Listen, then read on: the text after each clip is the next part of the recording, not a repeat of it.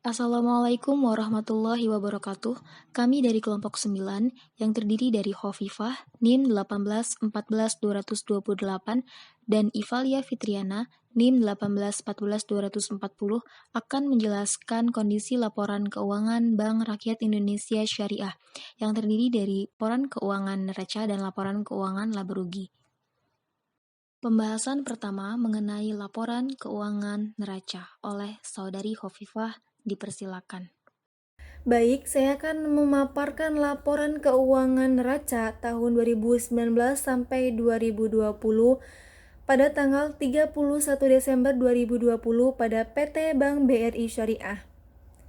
Yang dimaksud dengan neraca adalah laporan keuangan yang berisi informasi mengenai akun-akun aktiva dan hal-hal yang menjadi kewajiban perusahaan dalam satu periode.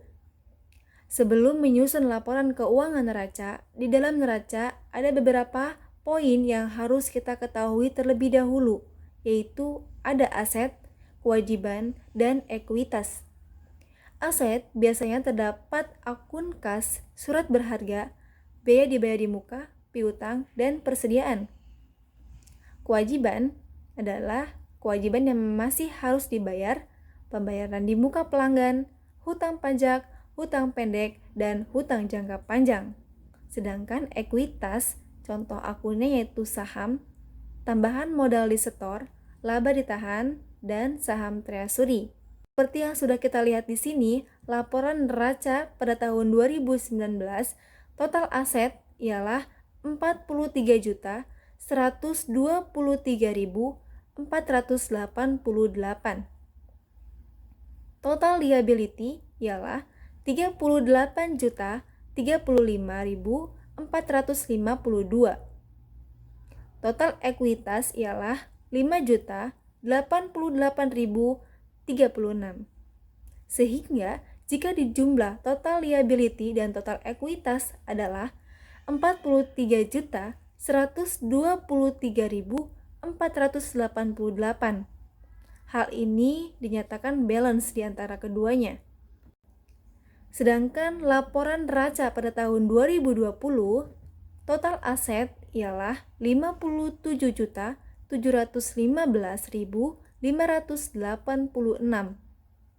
Total liability ialah 52.271.298.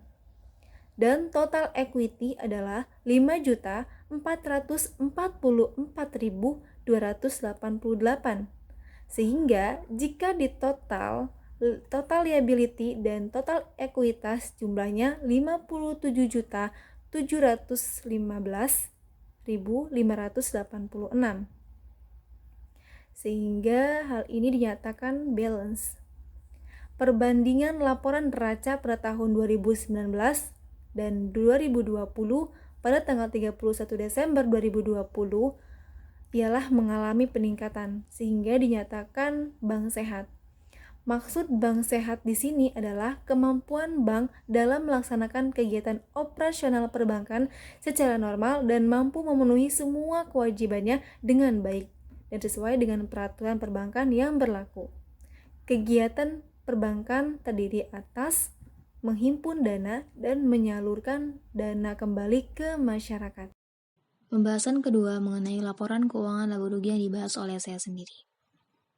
Baiklah, saya akan melanjutkan untuk menjelaskan bagaimana kondisi laporan keuangan laba rugi pada Bank BRI Syariah periode 2019 dan 2020. Sebelum itu, kita harus ketahui dulu bahwa laporan keuangan laba rugi atau profit and loss statement atau yang lebih sering dikenal dengan income statement dari suatu bank umum adalah suatu laporan keuangan bank yang menggambarkan pendapatan dan biaya operasional dan operasional bank serta keuntungan bersih dari suatu bank dalam satu periode tertentu. Nah, yang menjadi perbedaan antara laporan keuangan neraca dan laporan keuangan laba rugi adalah dilihat dari pos-posnya.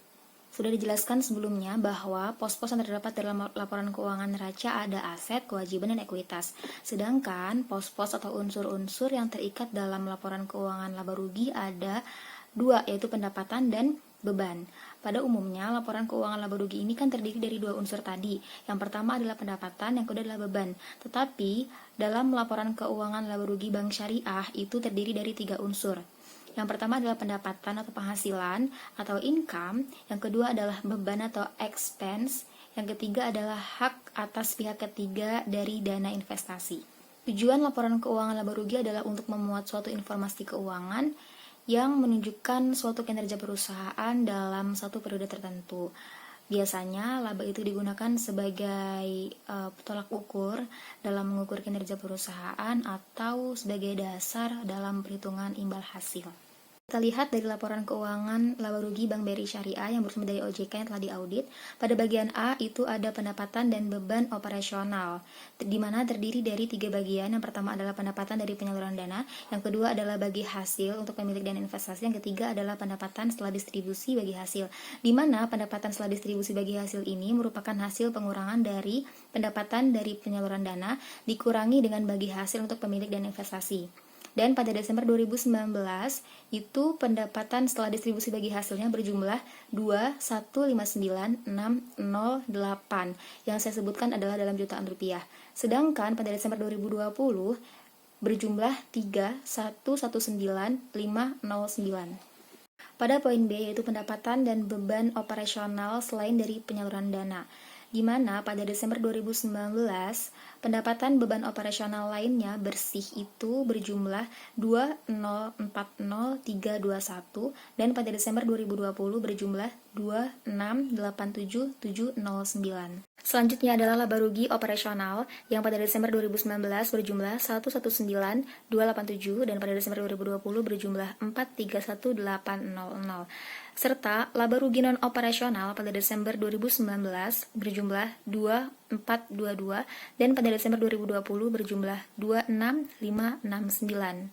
Selanjutnya, laba rugi tahun berjalan sebelum pajak adalah hasil pengurangan dari laba rugi operasional dikurangi dengan laba rugi non operasional, sehingga pada Desember 2019 laba rugi tahun berjalan sebelum pajak berjumlah 116.865 dan pada Desember 2020 berjumlah 405.231.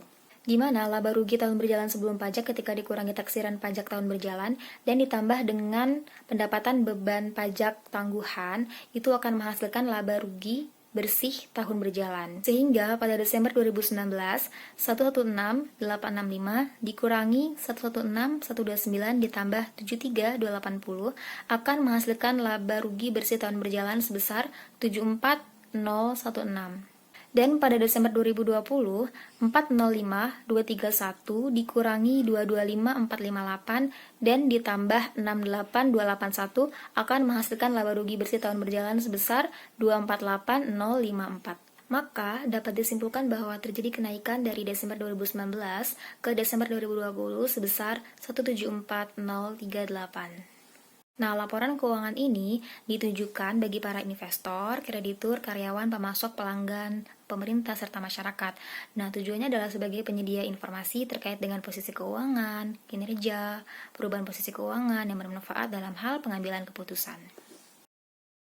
Terima kasih atas perhatiannya. Kami ucapkan terima kasih. Wassalamualaikum warahmatullahi wabarakatuh.